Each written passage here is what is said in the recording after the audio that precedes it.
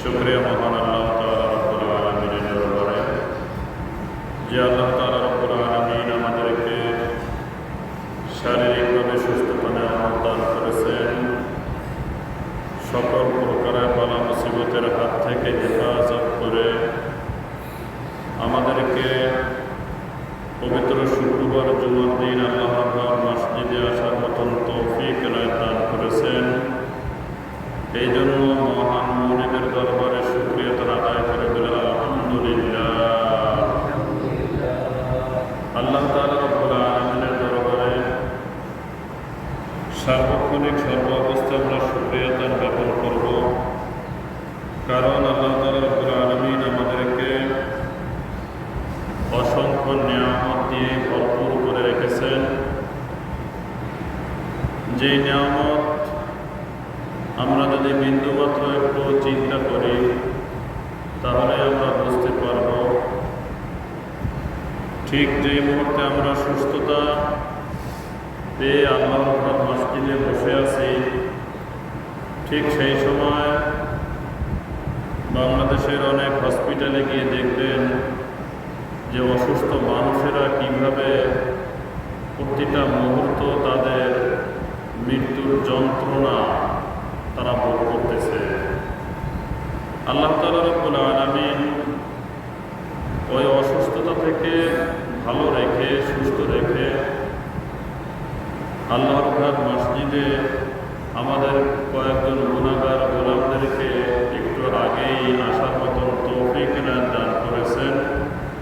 এই জন্য শুকরিয়া আদায় করে আরও একবার বলে আলহামদুলিল্লাহ। মহান আল্লাহ তাআলা রব্বুল আলামিন পবিত্র কোরআনুল কারীম নাযিল করেছেন বান্দাদের মঙ্গলের জন্য।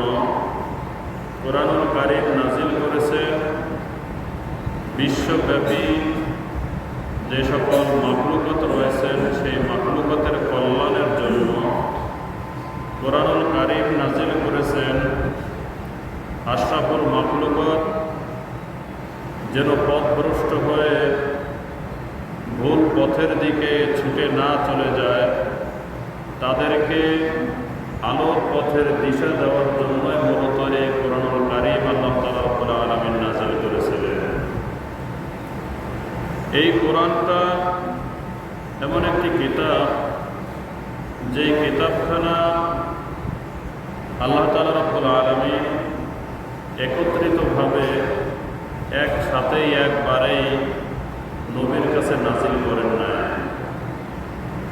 নাজিল করেছেন সমসাময়িক যেই সমস্যাগুলি ছিল ওই সমস্যাগুলি সমাধান করার জন্য যখন যেই কথা প্রয়োজন ছিল, যখন যে কাজটি করার দরকার ছিল, ঠিক সেই সময় ততটুকুন করে আল্লাহ তাআলা রব্বুল আলামিন কোরআনুল কারীম পর্যায়ক্রমে নাজিল করেছিলেন। দীর্ঘ 23টি বছর ধরে কোরআনুল কারীম নাজিল করেছিলেন।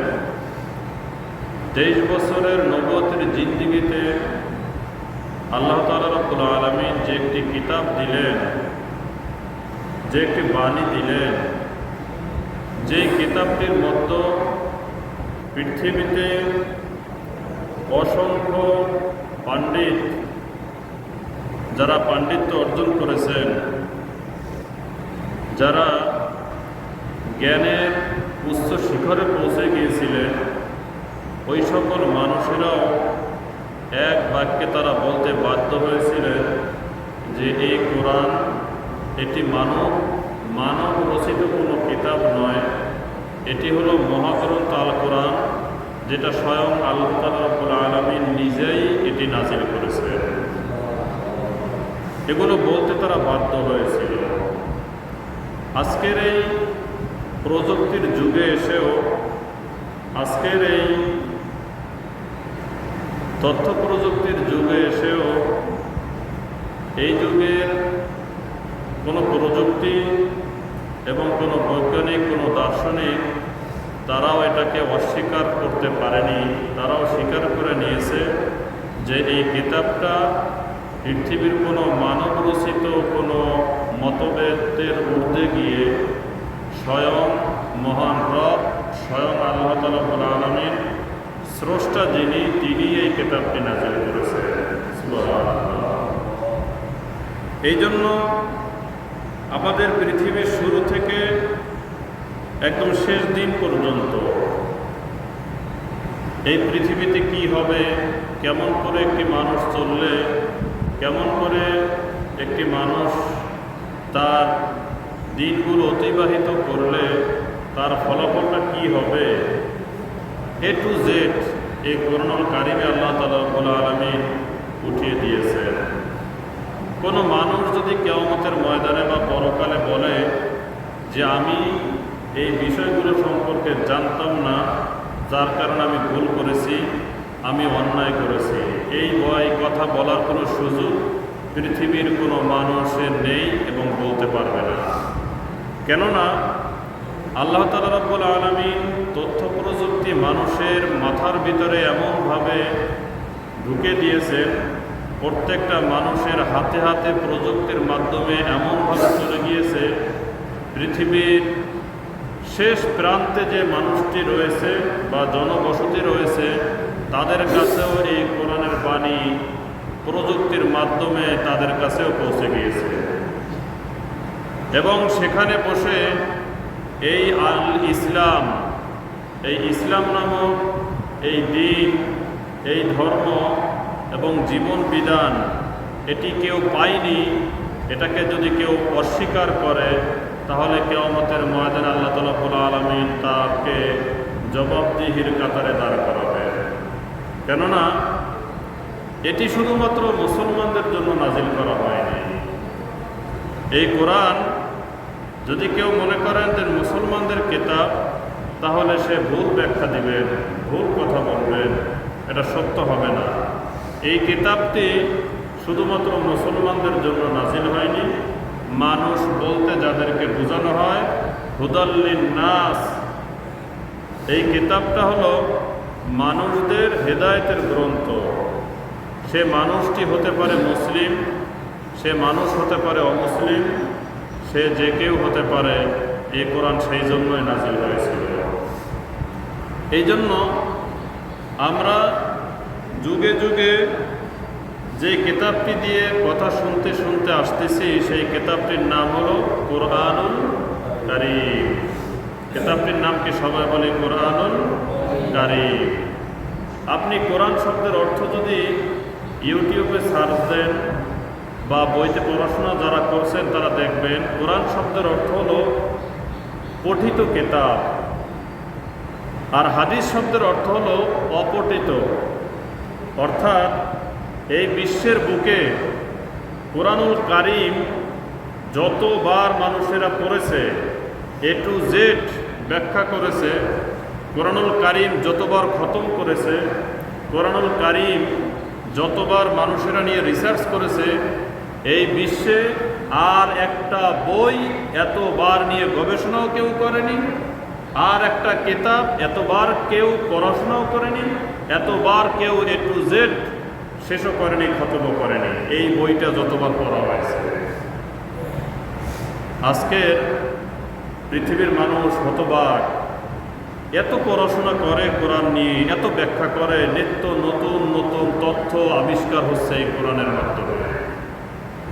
প্রতিনিয়ত নতুন নতুন আবিষ্কার এই কোরআনের মাধ্যমে হচ্ছে। কারণ আল্লাহ তাআলা রাব্বুল আলামিন এই কোরআনেই বলেছেন যে এই কোরআন নিয়ে যত তোমরা গবেষণা করবে, এই কোরআন নিয়ে যত পড়াশোনা করবে, যত রিসার্চ করবে, তোমাদেরকে আমি নতুন নতুন তথ্য এই কোরআনের মাধ্যমে তোমাদের মাথার ভিতরে আমি ঢুকিয়ে দিয়েছি।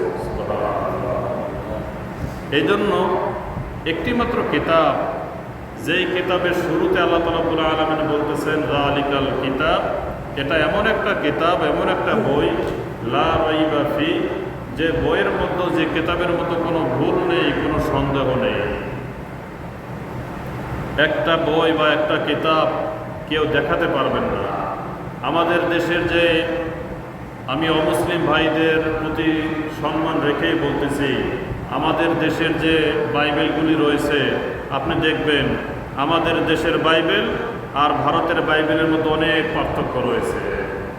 কেননা ওখানে মানব রচিত অনেক সংশোধন করা হয়েছে, মানুষেরা ওখানে হাত দিয়েছে, সংযোজন বিয়োজন করেছে। আবার ভারতের যে বাইবেল আপনি আমেরিকার বাইবেলের সাথে মিলিয়ে দেখবেন কোনো মিল নেই, একটার সাথে আর একটার সাথে কোনো মিল নেই। তারা তাদের মতন করে ওখানে বসিয়ে তারা ওইটা পালন করতেছে। কিন্তু চমৎকার যে বিষয়, আশ্চর্যজনক যে একটি বিষয়, তা হলো কোরআন একমাত্র কিতাব। এই বাংলাদেশের কোরআন আমেরিকায় গিয়ে দেখবেন যে কোরআন কারিমের পাণ্ডিত্য যে লিপিত আকারে যে বইটা আছে, ওই যে কোরআন একই কোরআন ওখানেও রয়েছে।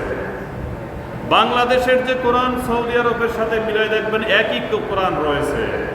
যে কোনো প্রান্তে গিয়ে আপনি কোরআনের একটা কপি পাবেন, দেখবেন হুবহু সেখানের সাথে এই ধর্মের ধর্মীয় কিতাবটার সাথে সব জায়গার সাথে মিল আছে।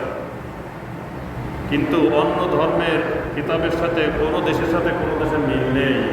তারা নিজেদের মন মস্তিষ্ক দিয়ে ওখানে যোজন বিয়োজন করে তাদের মন মতন করে নিয়েছে। এই জন্য একমাত্র একটি কিতাব, যেই কিতাবের শুরুতে লেখা আছে যালিকাল কিতাব লা রাইবা ফীহ, এই কিতাবের মধ্যে কোনো ভুল নেই, কোনো সন্দেহ নেই, যা অন্য কোনো কিতাবের শুরুতে এভাবে লেখা নেই। দেখাতে পারবেন না। যদি কেউ দেখাতে পারেন, চ্যালেঞ্জ করে বললাম, কোরআনের শুরুতে আল্লাহ তাআলা রাব্বুল আলামিন যেমনিভাবে চ্যালেঞ্জ করেছে, অন্য কোনো ধর্মের কোনো পাঠ্যপুস্তকে যদি এইভাবে লেখা থাকে, তাহলে চ্যালেঞ্জ এই পৃথিবীর মানুষ করত এবং সেখান থেকে ভুল বের করে দেখাতো। এটা দেখাতে পারবেন না কোরআন ব্যতীত আর কোনো কিতাবে, আর কোনো বইয়ের মতো। আল্লাহ তাআলা রাব্বুল আলামিন এই কোরআন দিয়ে মৃত্যুর আগ পর্যন্ত কথা শোনা এবং আমলে পরিণত করার মতন তৌফিক আল্লাহ আমাদেরকে দান করুক। সকলে বলে আমিন।